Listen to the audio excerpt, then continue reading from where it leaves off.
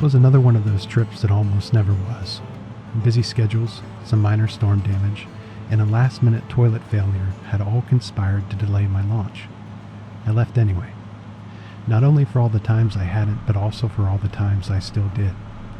Lament the first and honor the second. Life is short. Melodramatic? Maybe. But if the benefits of travel escape you, it's high time to escape yourself. It's a bitter irony that those who never travel stand to benefit the most from it. We were a nomadic people once. We have and still do move about from distances great and small by every means devised. How far must one go to travel? What distance must we cover to encounter something new? For me, this time, that distance was 165 miles of rolling fields and wooded gullies to a town named Kecksburg, and an acorn that dropped from space in December of 1965. Whether it be lore or obfuscated fact, that which grew branched into dozens of theories as to its origin in a colorful hodgepodge of unexplained phenomena and paranormal activity. For many, including myself, the unexplained conjures wonderment, a sense of possibility, and even a desire to participate. It is the proverbial white space in cultures the world over. Though factuality of events might be in question, there is no doubt that such accounts have become part of the American canon, with a place as deserving as any folktale, autobiography, or history book. It's an age-old practice, storytelling. Long has it taught us the rules and lessons of our tribes. Long has it explained the unexplained. Even in our modern age and the quiet integrity of this Quaker state, it respires in little corners and around sensible campfires. It's not the opposite of science as some might have you believe. It's the nebulous, swirling hot air which fuels human discovery. Ever striving to make sense of our universe, science has revealed much and even made real the musings of science fiction. I didn't go looking for answers. I didn't go to provide them to others. I went for the white space where mystery and wonderment still exist. I breathe better there. So come along. Let's wander our way to wonderment and take a few deep breaths when we get there.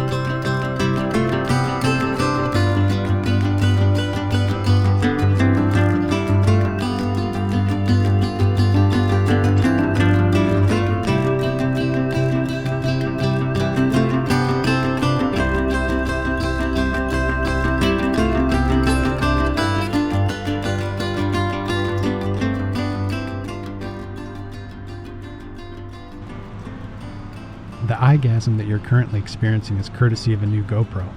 I finally broke down and upgraded. You can see the Acaso still mounted on the bars.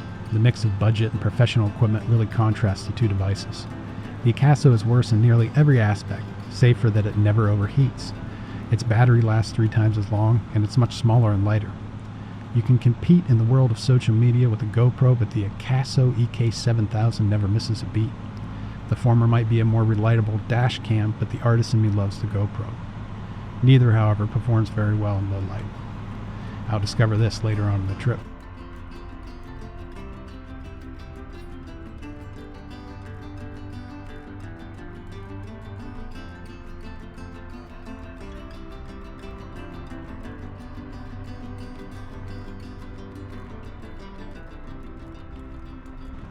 When you're traveling in a cage or a shell, you can remain apprehensive about leaving for a long while after you've already left. Worries about the home or loved ones or catastrophic events creep in between your favorite tracks or sips of your big gulp. On a motorcycle, there's no time for that. You have to be present on the bike. Drinking in your surroundings is a pleasant side effect, but it's like cooking naked. You have to be precise and attentive so that you do not get burned. We are fragile creatures, balloons of blood and bone. Danger is always present. Freezing from fright will do you no favors, but that and similar pitfalls are easier to overcome with an oxygen cocktail pumping down your windpipe at 50 miles an hour. Swim through the air in the golden vitamin D like Superman. Live more in a minute of the fresh wide open than 10 years inside a box. If you cannot truly be free, feel that way for a fleeting moment. Then, remember it whenever you need to for the rest of your life.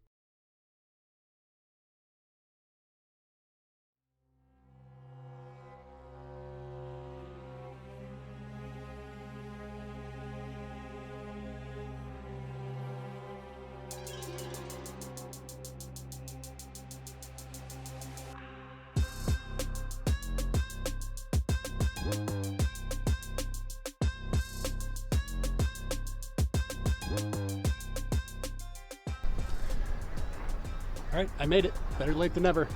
Kecksburg UFO Festival. I'm that guy with the selfie stick. I'm going in, I'm getting a deep fried Oreo, and I'm making spaceship noises while I eat it. The state of Pennsylvania got their fair share of tolls from me. I think I got on the 76 roundabout like 3 times. New Stanton's not an easy place to navigate.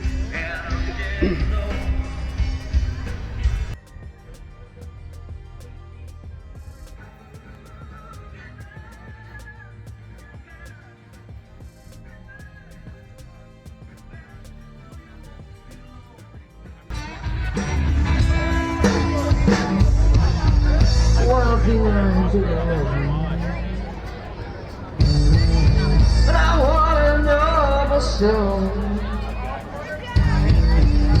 Come on, baby, hold me tight.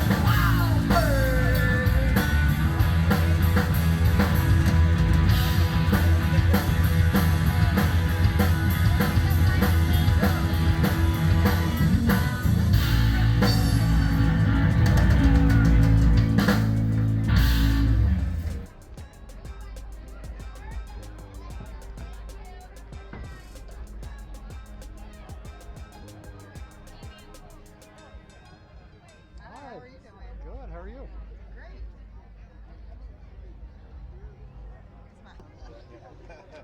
Hey, puppy.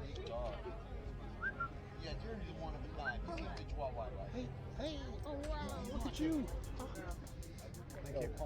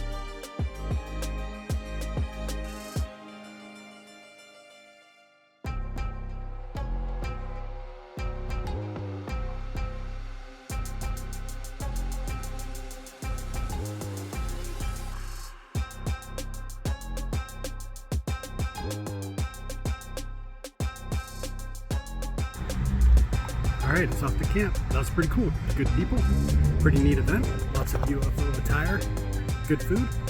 I didn't get my deep fried Oreo, but maybe next year.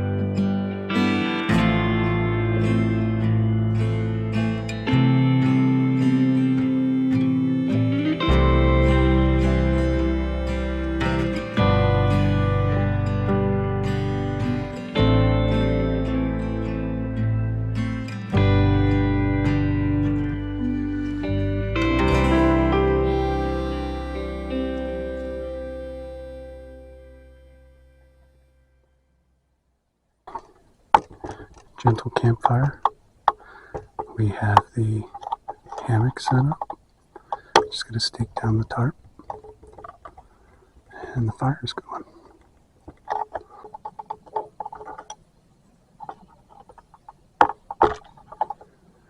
Where all the trouble was down the hill down there.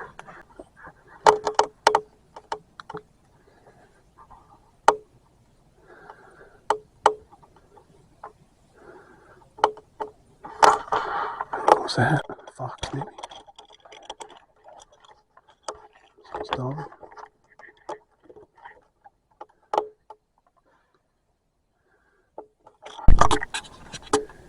I stuck this microphone in my beer, which is not a good idea at the time.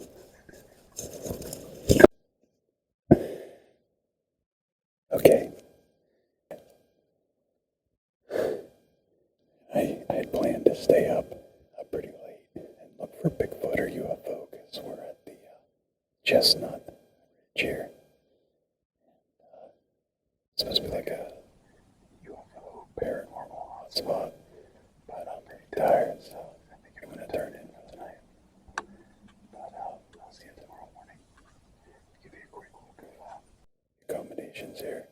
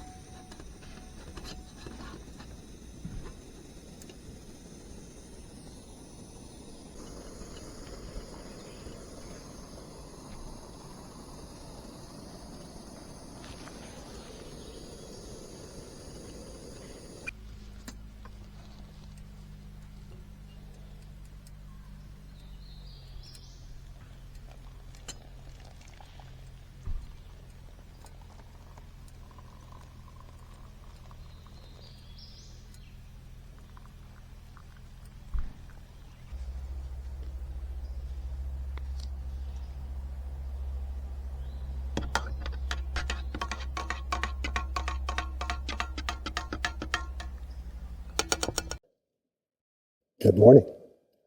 Welcome to a sunny day at the bustling metropolis of Ohiopyle State Park.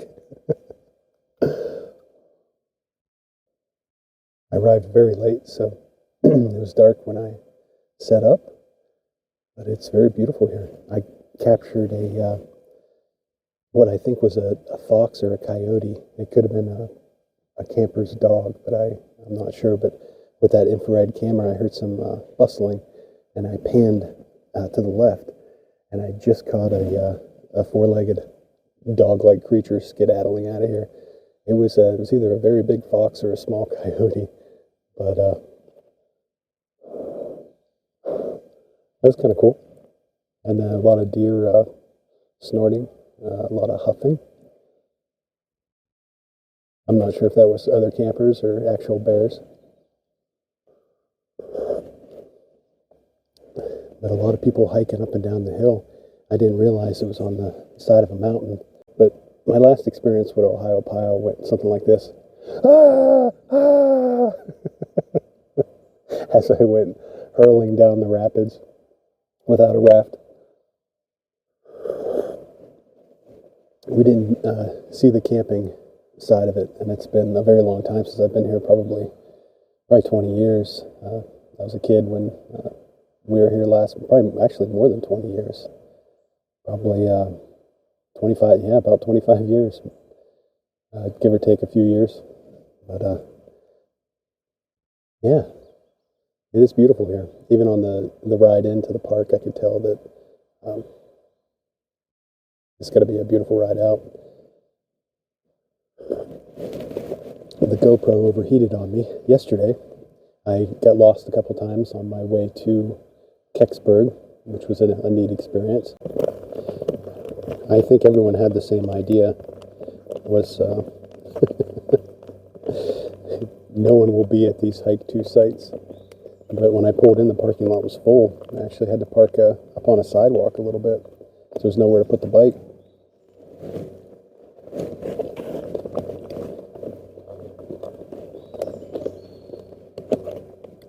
But many of the electric sites and non-electric RV sites that I drove past were empty, whereas this area was packed full.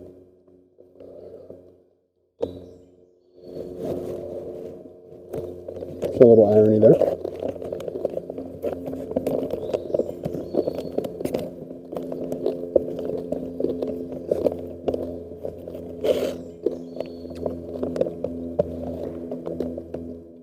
My pasta isn't cooked all the way through. I should have opted for the granola, but I didn't have dinner last night, so I wanted something a little heartier.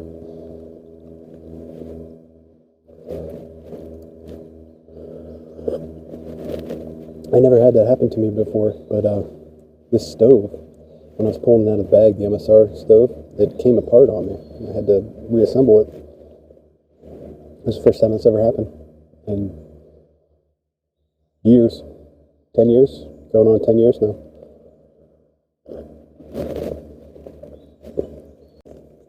It was kind of challenging to put it back together. Took some finagling.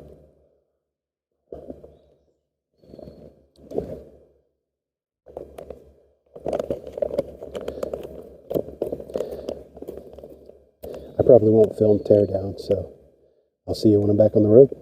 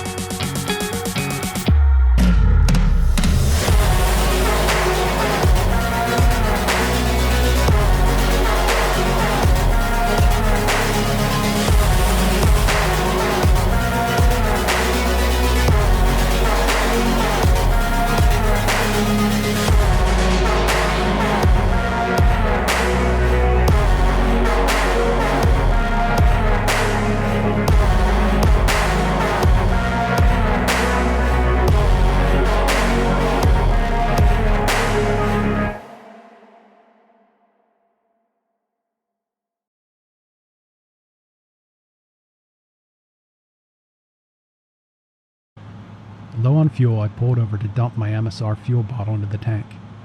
Usually I do this the next morning after camping, so I can store the bottle empty, but my routine was a little upset due to the walk-in site. And I passed more than a few gas stations before pulling over here. I flipped my helmet cam down to give me privacy while unlocking my cell phone. The cell was dead, and then my helmet cam stayed pointed at the ground because I forgot to flip it back up. But I used to get on fine without both, and I knew the area. There was a gas station 6 miles out of the way to the left and another 8 miles to the right. A fuel bottle gives me no less than 10 miles. I chose right. Maybe it was the heat, maybe I cooked too long at camp, or maybe the system was miscalculating, but the fuel gauge didn't budge and the range estimate stayed at a mile even after getting back on the road and allowing ample time for a reset. Panic set in after 2 miles. 200 or 300 feet later, I passed a guy mowing his lawn. Salvation! I can ride that mower home. I coasted by on fumes before turning around. From wanderer to beggar in an instant. "You look like a man who has some gasoline," I said when he throttled down the mower. Not only did I find good hospitality and a helping hand, but I stumbled upon what was likely the only other GS rider in 300 miles. What are the chances? This is Rob's bike. He just recently wheeled it out and put the knobbies back on. It's been about 13 years since he rode in earnest, and we talked for a bit about both bikes and the MABDR. I'm familiar with the concept of trail magic in the hiking community, and when I was out west I heard stories about the early days of motorcycle travel before gas stations dotted the landscape. When crossing the sea of corn and grass, the old-timers would siphon gas from tractors and leave a nickel or two on the seat. Can you imagine? It was definitely a different time. What they did was done out of necessity, but all motorcyclists fly by the seat of the pants. It was an experience I wouldn't have had otherwise, and I felt connected to the past here. I wanted to include this guy because this is how I got my start. It's how my dad rides now and how I will one day ride again. If I ever give this up, that's where you'll find me, on a mini bike on a dirt road with a big shit-eating grin on my face. Give or take the suspenders. Okay, I'm wearing suspenders. I actually thought this was my dad, and I sat down to center him in the frame. But my dad's a popular guy. He must have inspired someone else to take up the bars. So, boys and girls, what have we learned from my silly travels? GoPros run even hotter than I do. Raccoons aren't coyotes. A lot of other campers live on my planet. Bigfoot isn't threatened by my facial hair. And I'm too fat to be abducted, but not too fat to take myself places. All in all, it was totally worth it. This has been a successful test of my emergency escape pod system. Find yours. Stay tuned.